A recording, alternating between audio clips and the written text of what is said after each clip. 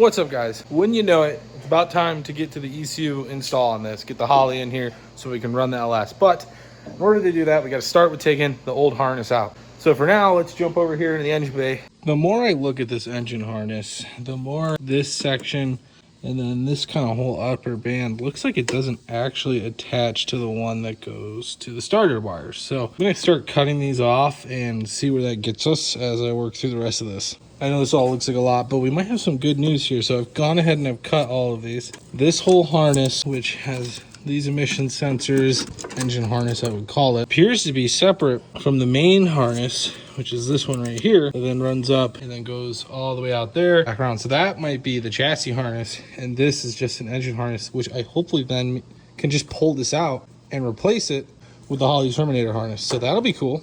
But I have to see what it's actually going to be like. So we're going to start pulling this thing out and see if I can pull it through one way or the other.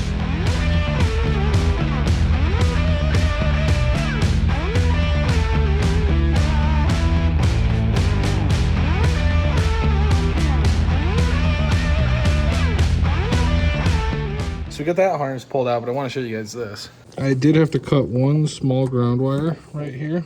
It's black with these red stripes. It's cut right here. And then it looks like this harness, everything is disconnected except for that right there, the power motor cable that runs the wiper motor, which is interesting. So it's time to go inside the cab and see what we're working with. So the harness is coming in back there somewhere. The fan assembly and like the blend door, I think, are all down here. Can't see anything when you're looking up in there. So I have no idea what I'm doing. I'm hoping this glove box is potentially a simple solution. I don't know how much has to come out. There's a lot of screws in this thing, so it looks like it would come out pretty easily, but we're gonna try it. Okay, I took every screw out of this. These things just dangle, so be careful with that. The other one came out. Then you have to take the screws off up here. But so looking in here, you can see we've got some stuff. The airbox going up there. Not really sure where that goes. Like, I'm not seeing the wiring harness. Unless it's hidden down somewhere in there.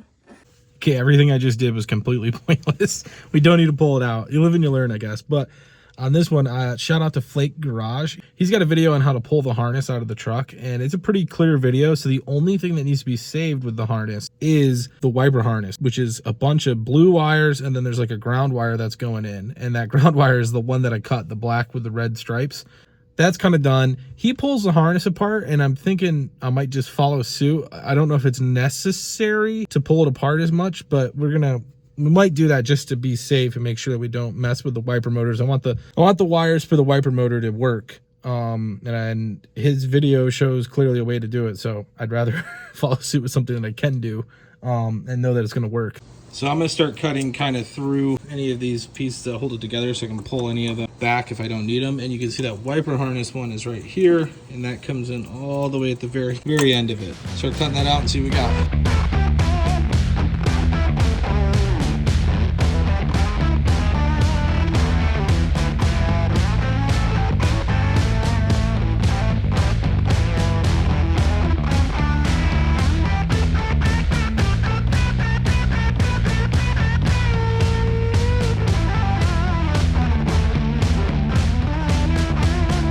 Again, that's the black and red. You can see I've got this marked. I cut it up here, right there.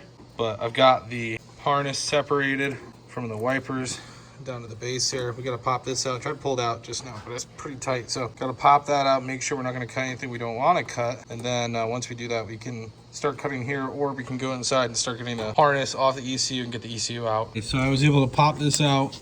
You can see, get some more wires out of it. So what I'm going to try to do now is isolate these wires where they go down here. And I think preemptively, because we know these are essentially the only wires that we need going in there, as well as the ground, which kind of cuts in. I think all of this can be cut at this point. So we'll cut it out a little long so we have some room to work with if that was wrong, but for now that's the plan.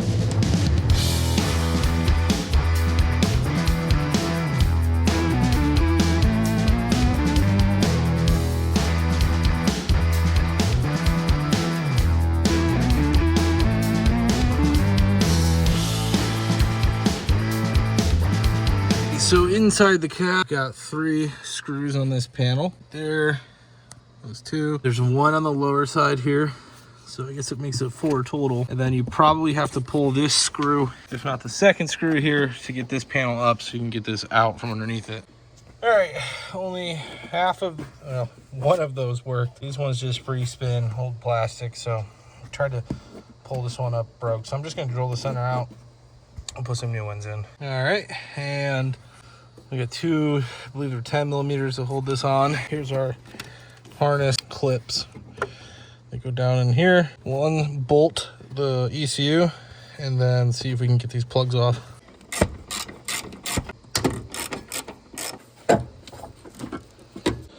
Freaking Mitsubishi. Interesting. Anyways, went ahead and pulled the connectors off so I can get some more slack in the line so I can hopefully cut out those cables. One thing Flake Garage didn't really cover here, I think he mentions it, but I'm kind of running that same thing. You can see I cut some wires there, and that's because these wires go to the ECU harness. However, they come from this body harness. So I'm gonna hopefully pull the rest of the harness out. You can even see, like, to this body harness, there's some extra stuff. Not really sure if he meant that he cut all of that like that, but we're gonna pull the ECU harness out that we have now.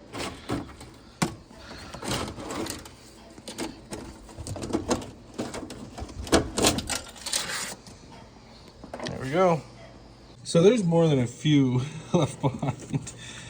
You have a decent amount. So kind of based on what, like I said in that video I was watching, you have like upwards of 10 wires that are unaccounted for. So I'm just gonna wrap these, kind of put them back into the loom, and then put a new ground off of this so that we can get our windshield wipers working. But yeah, that's a little bit more than I had expected to see.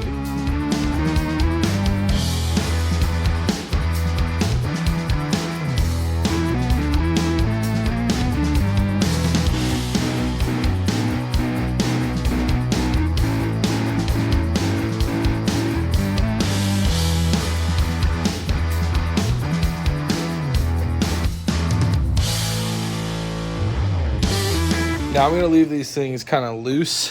I'm not gonna, what I'm saying is I'm not gonna tape them up completely because I'm not sure what they go to, and I haven't been able to hook up the battery. So if I need to be able to use these for something later, I want to be able to use them for something later. Now it's a little weird, right? Like I don't know where those were coming from because they were going also on the out end. So I think, I don't know, it's like 9 wires. It's a decent amount, and there's a fairly thick one, which thick ones always feel like they're gonna be something important. So we'll see where that goes, but for now, we're just gonna leave it as is. Warmth brake. I don't know what we clean up with the chassis harness. I think you just put it on and see what works. And then your starter cable is driven off that harness as well. So at this point, this hole is where I'm gonna run probably the Holley through, but I have to figure out if I can even get the connectors up through there. So I haven't fully unboxed the Terminator yet, so that will be a little bit of a process. I actually decided I'm gonna button this up before I go any further. So I'm gonna get these in a loom, including this one, tape it up, crimp that back together for simple stuff, and then we can move on. I went through and got that stock body harness put back up there. That should be clear of the radiator. So now I think what we're gonna want to do is get this stuff, at least for now, kind of thrown down there to sort of look like where it's gonna go, just out of the way so I can start planning how this harness is gonna go in. Okay, got our new line in there. Don't worry about that. That is temporary. We got our loom run for now, just so we don't lose that. Now it's ECU time. Got our glove box back together. Unnecessary time there, but all good. I'm not gonna put this back on yet until I know I'm not gonna use it to mount the Terminator there. We'll see, because if I did that, I'd have to modify that plastic panel, but I don't know. Okay, I definitely think we'll be able to mount it down here. Just want to mount it in a way that we can get these lights visible. So I might have to cut that a little bit, but I think that'd be a cool spot to install it, right where the old ECU was. Run the cables up there if we have enough room. I like it. Gonna pick this back up tomorrow after I've had some dinner. Tonight, it's also 1 degree out, and heater's not doing much. Anyways, we'll pick it up tomorrow. Now, ideally, we can hook a rod or some sort of piece of wire to the end that goes into the Terminator, and then we'll set the harness up there in the engine bay and hopefully be able to pull these connectors down through. And I think we have to do that with the Terminator harness, and then we have to do it with the power harness. Now we've got the light in there. You can see the light coming down through. So hopefully we'll be able to kind of use this little corner space here to bring the harness down in. That's the goal. Got my little hooked rod up there.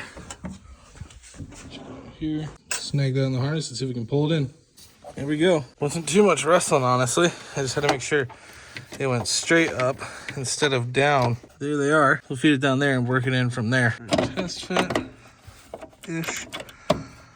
Go somewhere like that. But that looks functional all the way up there. Just gotta get the powder harness down through now. Then our cover, go right back on. Like so. Won't even notice there. I like that. I am gonna try to measure up here and get like an area where I can see these lights and then leave that open so we have some visibility. Got these. Now we're just gonna try to run that back and forth between those. So I used a ruler here to get my marks across. This one's a little south, but we'll have to work with it. This one's looking good up top. So we'll just keep scoring that until I can break it out. Okay, we got our basic shape whittled out. Now we'll just go check and make sure that actually lines up with it. How about that? Nice. Of course, you can't really see it from the driver's side. So it's just this side, which I don't know if that's a big deal or not. I might have to make like another one over here. We'll see. I've got the harness set in here for now. I cannot remember if I'm going to route it through the back or the front, because obviously you got odd and even on this, which I don't know if it's a huge deal, but I'm trying to stay consistent with it. And overall, I don't really want to run the harness in at the front, like in the radiator area, but we'll see what we can do with it. It just seems like currently it would be too long to go back along the firewall and too short to go up here. Now, partially due to the way that I set everything up in the engine bay here, the fact that we're in an ITB setup, like where the coils are, and the fact that, you know, Holley harnesses are generic, I'm probably going to have to cut a lot of the actual, like, joints in the harness back further.